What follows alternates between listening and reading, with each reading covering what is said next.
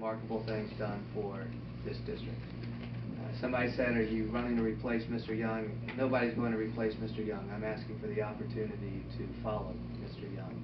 And in doing so, I believe I bring qualifications that are unique to this race.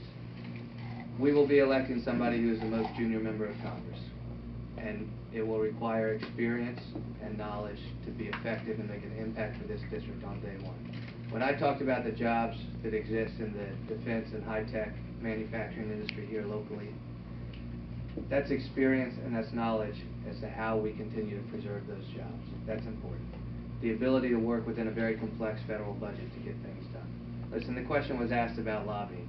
There are 435 lobbyists in Washington, D.C. My friend Tony DiMatteo just said it in the paper. It's a great line. There's 435 lobbyists in Washington, D.C. working on behalf of their congressional district. I'm asking for the opportunity to go up and fight for this congressional district, to advocate for the people of this congressional district, and I believe my experience uniquely qualifies me to be effective. Thank you for letting me speak.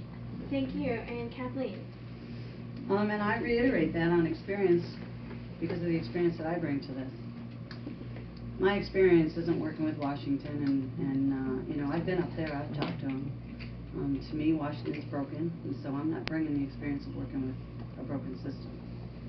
What I bring is the experience of working with Pinellas County and working with Florida, and writing policy and voting on policy and walking the talk.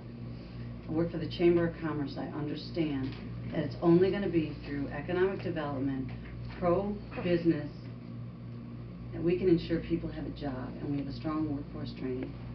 That's the experience I bring. So what do we have to do to grow this country to be strong again?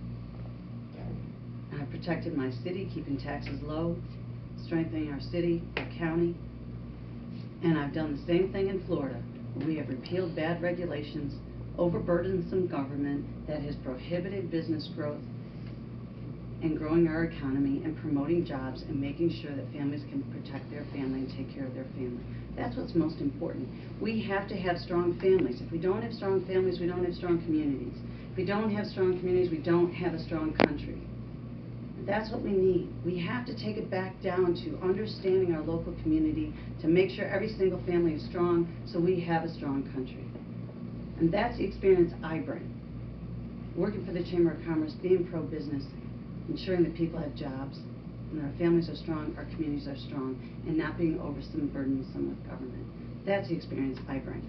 And I've got a strong track record through open government that anybody can look and see. I'm walking the talk. I'm not giving platitudes. I've got great experience writing policy and voting on good policy that strengthens our community. Thank you. And Mr. Bertram? I think my background is what is my strongest qualification. You go through a lot of filters on your way to 33 years of service, and almost every one of those filters is a board of dispassionate people deciding whether you're going to be moving up or taking jobs of ever-increasing responsibility. At least a dozen times in my life I was looking at an airplane that I'd never flown before, and I had to figure it out.